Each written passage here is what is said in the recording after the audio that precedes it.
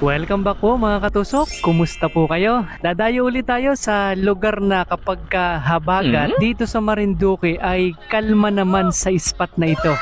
At ayan, kasama natin ang ating mga tropang mantutusok dito sa bayan ng Santa Cruz, lalawigan ng Marinduque. Ayan marami na naman kami. Siyempre, ganyan ang tropa. Laging sama-sama para masaya. At ang oras natin, 6:18. Medyo maaga pa kaya maliwanag pa. Pero ilang saglit lang, ayan, nagsisimula na ang dumilim dahil ang oras ay 6:36 na. 18 minutes ang lumipas. Eto na, magagayak na tayo. Baka may nakalimutan ka. May bagulan na ho. Dapat talagang patawad. Ay, buhay pa po yan. Ano po humuli Inalpasa naman. Ito ang gamit natin ngayon, 50 cm ni Cyril. Okay, let's go. Nakagayak na. Bali, 7 kami ngayong gabi. At unang lubog pa nga lang natin, ayan, napakaswerte natin. Isa agad malapad na. Sukang samaral ka. Amazing! Grabe naman, kakaalis-alis pa lang natin dito sa harapan ng pier. Eto kaagad ang bumungad sa atin. Kaya naman pala, ang dami palang kasama. O yan, tatlo, inuna natin to. Amazing! Kasi medyo malapad siya dun sa mga kasamahan. Pero yung isa, nung tamaan ng liwanag ng flashlight, hindi siya lumayo. Kaya eto, agad tayong nag-reload. Kasi ang bait niya, hindi siya lumalayo. Ayan tumago pa ng konti. Sukang samaral ka. Amazing! Ayos! Dun sa tatlong nagpakita, natusok natin yung dalawa.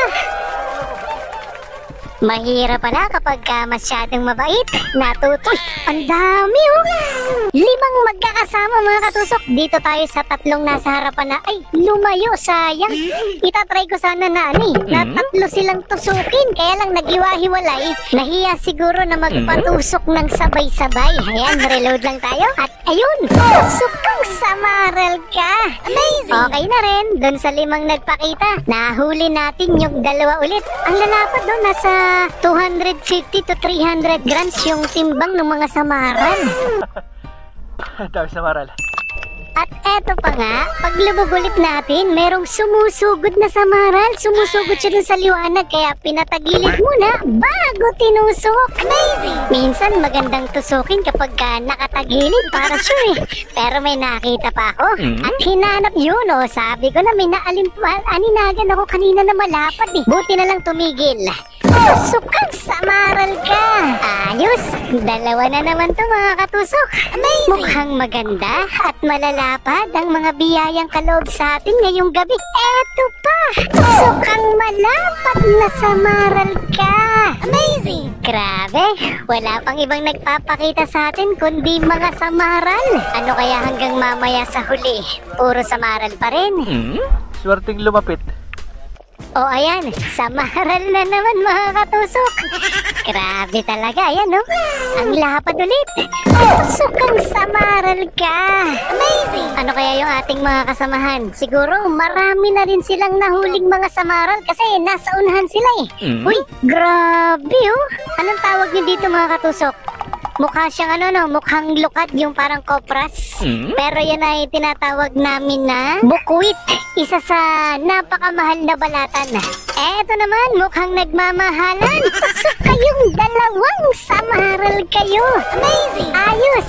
Ang swerte natin Kanina, pa isa-isa yung natutusok natin kahit magkakasama.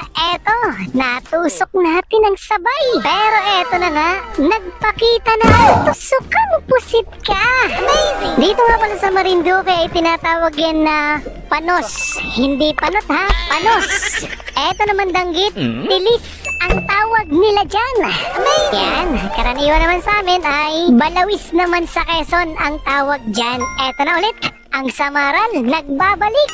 Pero sa kasawiang palad, meron akong pagkakamaling nagawa. Nang mag-reload ako kanina, hindi pala sa shark fin sumabit ang Dyneema, kundi sa line release. Kaya pala naman kahit anong kakakalabit ko ng trigger, hindi tumatalsik yung tunod o yung stainless. Grabe! Buti na lang ang bait nung samaral. Nasundan ko pa siya. Uy! May nagpakitang paboritong hinog ni Baby Tusok. At may kasamahan pa yung isa. Ayun o, nakasanda lang. Tusok kang hinog ka. Amazing! Ayos! Dalawang magkasama. Nahuli natin parehas. Pero itong danggit na walang kasama, baka iniwanan ng jowa niya, huhulihin na rin natin. Para naman hindi siya malungkot kasi nag-iisa na siya. At eto pa, nag-iisa rin. Pero ang lapad na samaral, oh. Tusok kang samaral ka. Siguro ito'y nadaanan ng mga kasamahan natin kaya nagkalat na yung mga samaral at medyo mailap-ilap na sila ng kaunti. At ayun oh, talagang nagwawala pa at nakawala. Ay, grabe, nag-ikot-ikot siya dun sa tunod kaya siya nakatanggal dun sa sima. Ganon kasi yung diskarte para tanggalin siya. Kung gusto mo tanggalin, kailangan ikutin mo siya. Pero hindi nakalayo sa atin kasi ang lakas ng flashlight na gamit natin. Kaya hindi makakatakas yan. Kahit ang layo niya, kitang-kita pa rin sa liwanag ng flashlight. O, di ba? Pati bato, natusok natin. Pero hindi natin pwedeng iuwi sa bahay yan at mahirap yung palambutin sa kawali. Eto medyo maliit pa kaya patataguin muna natin. Eto kaya medyo maliit pa rin yan. Hanap tayo ng... Ay, eto sana ang pwede na. Malaki na oh. Siguro mga 20 pesos na yan kung tayo ay nasa Quezon. Pero dahil wala tayo sa Quezon, wala tayong huhulihing mga balatan. Tamang tingin-tingin at hawak lang. Pakakawalan nating lahat yan. Subalit, bagamat datapot, ito'y malapad na. Tusok kang kanuping ka. Yan, nasa 200 grams na yung kanuping na yan, kaya tinusok na natin. Eto sana may kalahating kilo na mahigit. Uy, grabe oh, balatang hanginan o gadol. Mahal din sana yan mga katusok, baka mga 40 to 50 pesos yan. Amazing! Kung nasa Quezon tayo. Pero wala kasi tayo dun eh, kaya aalpasan lang natin yan kasi naman sa masayang lang. Eto, hulihin natin. Tusok kang ay, sayang, kinalabit ko na lang sana yung trigger, pero ito yung kapalit. Ang lapad na samaral, nagpahabol pa. Tusok kang samaral ka. Mas mabilis yung tunod ko sa'yo. Amazing! O, diba? Pero muntik nang dumaplis, medyo mataas na yung tama niya. Buti na lang, maganda pa rin yung pagkakatusok natin. Eto, sisiguraduhin ko ng maganda ang tusok. Kakalabitin ko na ang trigger. Oh, kilig-kilig ang katawan mo. Kanina kasi hindi natin kinalabit kaya natakasan tayo. Eto, samaral ulit. Tusok kang samaral ka. Amazing! Oh, itatakas pa yung tunod natin. Buti na lang at may tali o may dainima. Kung hindi tayo naka-breakaway at walang tali yan, nako, ang habulan natin sa tunod niyan. Uy, danggit ulit. Tusok kang danggit ka. Medyo magalang ang sampa ng danggit ngayon, pero ang lalapad naman ng samaral. Eto yung panghuli sa tutusukin natin, isang malapad ulit na danggit. Nandito na tayo sa gilid ng pier mga katusok. Bumalik na tayo. Pero huhulihin muna natin ito. Ang ulam din yan, oh. Diba? Ganda ng tama. Pero tumama din sa bato yung tunod.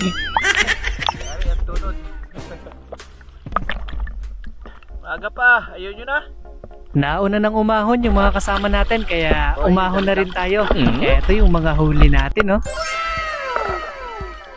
Isa, dalawa, tatlo, apat, lima, anim, pito, walo, siyam, 10, 11, 12, 13.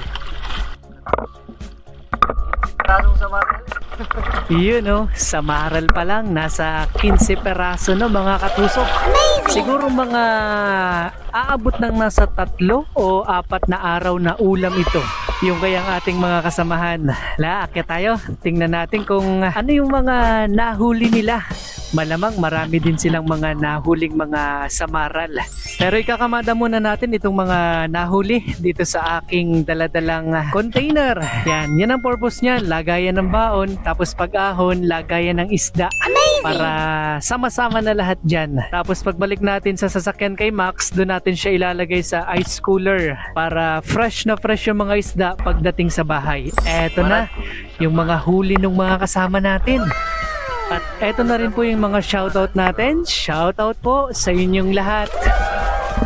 Yun oh, ganda ng kulay. Lapu-lapong green, verde. Panos kayo? Ayun, Dalawang panos. Ganda nila kalalaki ay. ganun talaga ang size ng samaral eh oh. Ganito. Ang dami naman ganyan. 5 magkakasama, isa lang ang isa dalawa makakahuli naman. Wala kami ay Tingin. madalang ka nakakasama. Ay, madaya ito, madami. Tayo yung magkakasama? Oo. Ay, kaya pala ay. 10 buwan. Samaral. Nalalaki-laki ito. Ayan, nakauwi na ako dito sa bahay mga katusok. Natulog muna ako ng ilang oras ng madaling araw kay Katusok Adventure. At pagsikat ng umaga o pagsikat ng araw, nagbiyahe na ako pabalik, 2 oras at kalahati. Eto na, nakabalik na sa bahay ng ligtas. Thank you for watching mga katusok. Ingat po kayo palagi. Abangan nyo po ang kasunod nating adventure ng pantutusok.